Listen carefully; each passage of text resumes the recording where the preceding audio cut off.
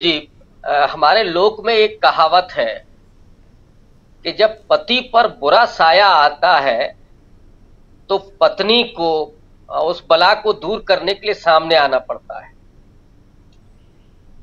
कल्पना सोरेन पहले ही मोर्चा संभाल चुकी हैं और इस बीच में सुनीता केजरीवाल ने भी मोर्चा संभाल लिया है। नरेंद्र मोदी जिन महिलाओं की बात करते हैं और राहुल गांधी के उस शब्द को लेकर के जो उन्होंने उसकी मीमांसा की गलत ढंग से, और जो उन्होंने जोड़ा कि हम तो माताएं जो बहनें हैं उसको हम शक्ति मानते हैं, लेकिन यही नरेंद्र मोदी है जब मणिपुर में महिलाओं का चीरहरण होता है तो ये नहीं खड़े होते। जब महिला पहलवानों का यौन उत्पीड़न होता है तो मोदी जी की आंखों में एक आंसू नहीं आते, बल्कि मैं अगर ये कहूं कि वो निर्लज्जता की हद तक चले जाते हैं। एक लफ्ज नहीं देश का प्रधानमंत्री बोलता।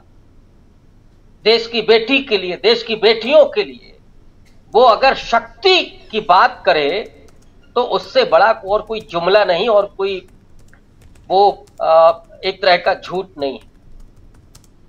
अब कल जो रैली होने जा रही है, मुझे लगता है कि दिल्ली की सत्ता को उखाड़ फेंक देने वाली ये रैली होगी।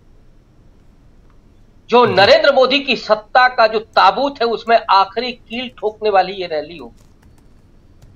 मोदी अपने उस ईडी के जरिए, सीबीआई के जरिए जिस तरह से पूरे विपक्ष को कमजोर कर रहे हैं, कहीं आपने अकाउंट सीज कर दिए, लेकिन उसी विपक्ष में से जो लोग हैं जो मोर्चा संभाल रहे हैं, चाहे उसमें बहुत वरिष्ठ और बीमार भी रहती हैं सोनिया जी, उनका मार्गदर्शन हो, खड़गे जैसे सीनियर लोग होंगे, समूचा विपक्ष 28 पार्टियों के नेता एकजुट होकर के मंच पर होंगे और वो उन्हीं भावनाओं को अभिव्यक्त कर रहे होंगे जो इस देश के लोगों की हैं। जो मोदी ने 10 साल में लोगों को दिया, क्या दिया?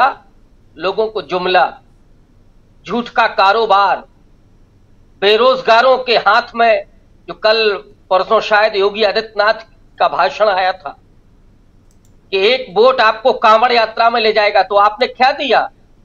नौकरी नहीं दी जी, आपने रोजगार नहीं दिया, आपने एजुकेशन छीन ली, लोगों के सपने छीन लिए। राजीव जी, किसी भी देश का लोकतंत्र तब मजबूत होता है जब देश के लोग मजबूत हों, जब देश के लोगों की तरक्की हो रही हो। लेकिन 80 करोड़ लोगों को आप राशन की लाइन में लगा करके अगर ये कहते हैं कि देश तरक्की पर है, हम 5 ट्रिलियन इकोनॉमी बनाने जा रहे हैं, 2047 में हम विकसित भारत बनाएंगे, तो इससे बड़ा झूठ और कुछ नहीं हो सकता है। महंगाई की हालत यह है कि लोग सब्जी नहीं खरीद पा रहे हैं। आटा इतना महंगा हो गया है कि गरीब आदमी, रिक्शे वाला, मजदूर वो आटा नहीं खरीद पा रहा है।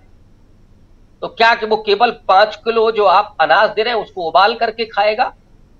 और ये क्या इसलिए है कि लोग कुपोषित हों? और मोदी जी तो वही है कि जिनका गुजरात में हर तीसरा व्यक्ति कुपोषित था, उनके ही राज में जी, जिसको बहुत बड़ा डेवलपमेंट का रोल मॉडल बताया जा रहा था। और मोदी जी की टिप्पणी क्या थी राजीव जी?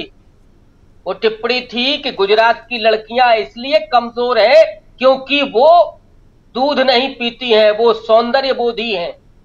बिल्कुल, ये एक मुख्यमंत्री की भाषा थी। इसलिए मैं कहता हूं कि निर्लज्जता की पराकाष्ठा है वहां पर। वो कभी भी कुछ भी बोलेंगे, लेकिन इस देश के लोगों को गुमराह करने के लिए जो टेलीप्रॉम्प्टर पर उनको लिख करके दिया जाता है उसको भी कई बार वो फिसल जाते हैं बांचने में। तो ये बांचने वाला प्रधानमंत्री चाहिए, झूठ बोलने वाला प्रधानमंत्री चाहिए, या इस देश में लोगों की तरक्की, रोजगार, महंगाई से मुक्ति, ऐसे स्वप्न वाला प्रधानमंत्री चाहिए? ये लोगों को बात बहुत स्पष्ट हो गई है और मुझे लगता है कि कल की रैली से और ज्यादा पर्दाफाश होगा कि जो लोकतंत्र में जिस तरह से उसको बंधक बनाने की कोशिश हो रही है, इस देश का करोड़ों दलित, आदिवासी और जो सोरेन है, कल्पना जी, वो एक महिला भी है और आदिवासी भी है।